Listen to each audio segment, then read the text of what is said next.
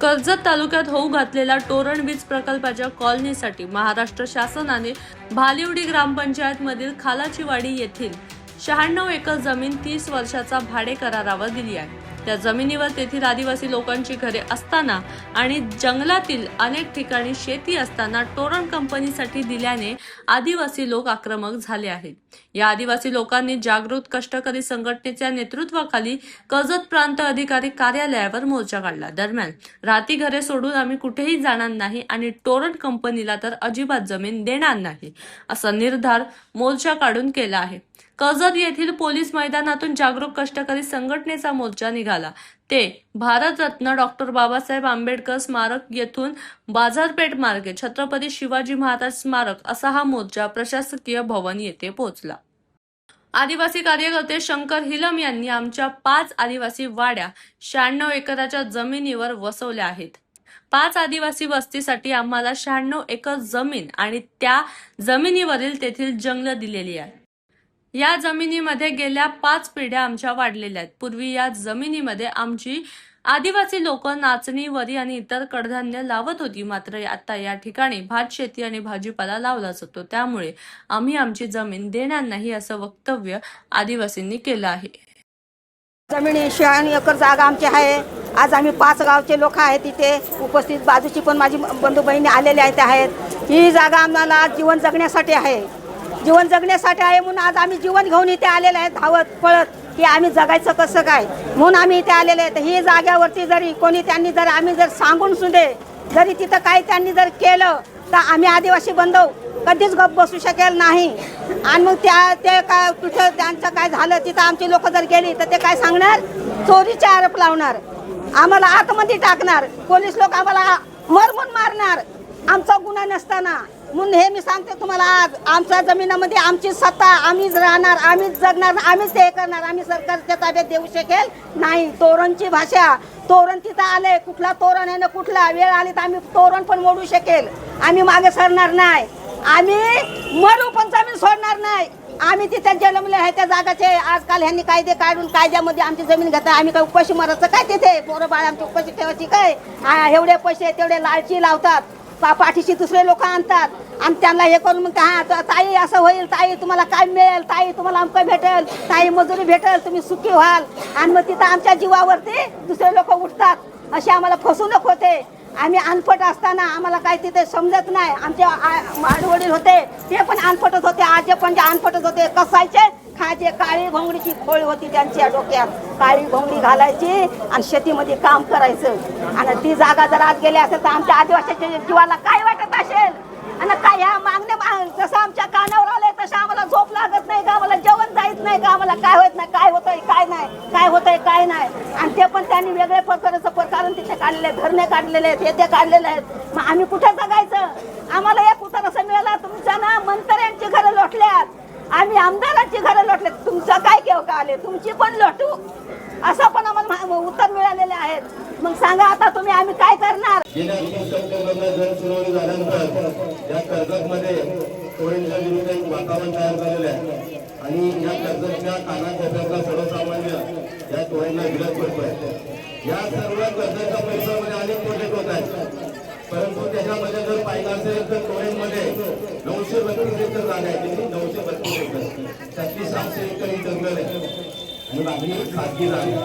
आता ही झाल्यावर अशी ऑफिसर घेतलेली तुमच्यासारखी जी 96 एकर ना लाखाची वाडी, आता वाढीला आणि दाखला तुमच्या गावठाण आणि गुरुसरांच्या जागा सुद्धा सरकारने आम्हाला विचारांचा गेला ताब्यात घेतलेला आहे।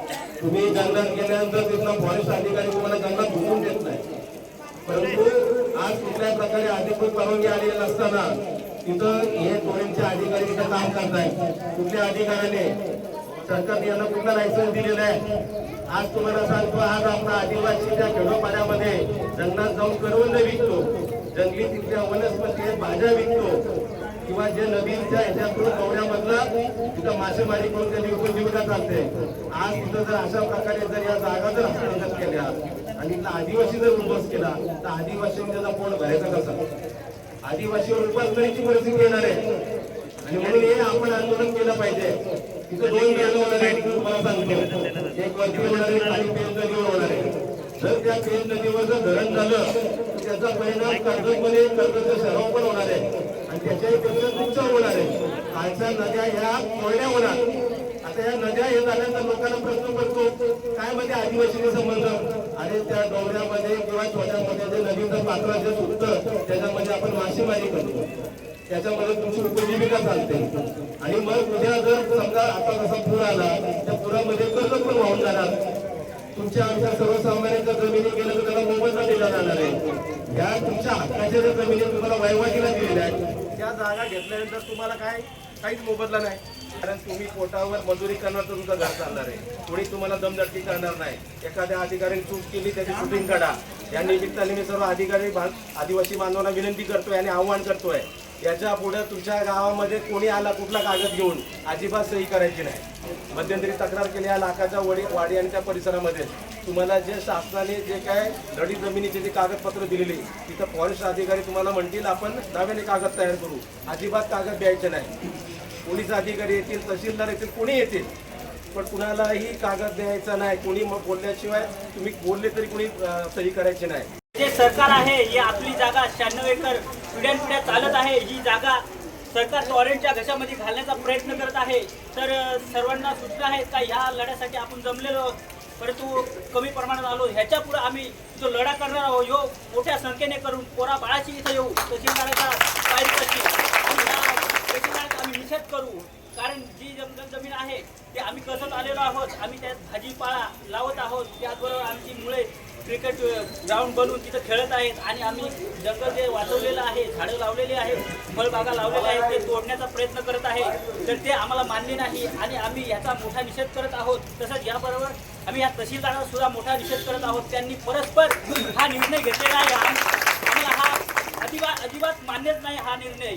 तर ह्या तहसीलदाराचा आम्ही निषेध करत आहोत.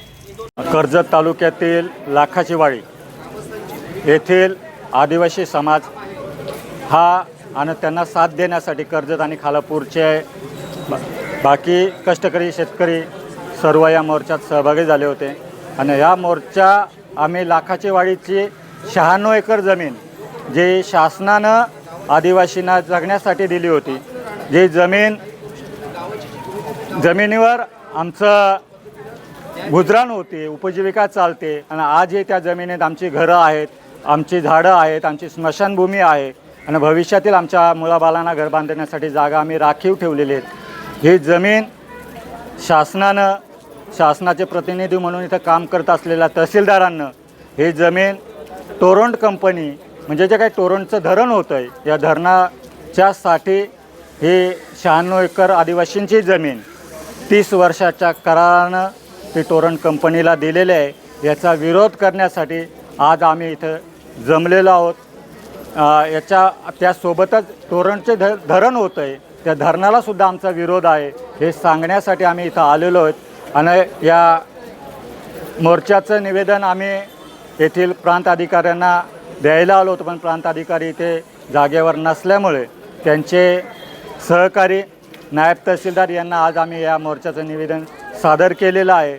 आणि त्यांनी आम्हाला आश्वासन दिलेलं आहे की आम्ही तुमच्या भावना आणि तुमचं निवेदन आम्ही वरिष्ठांपर्यंत पोचू.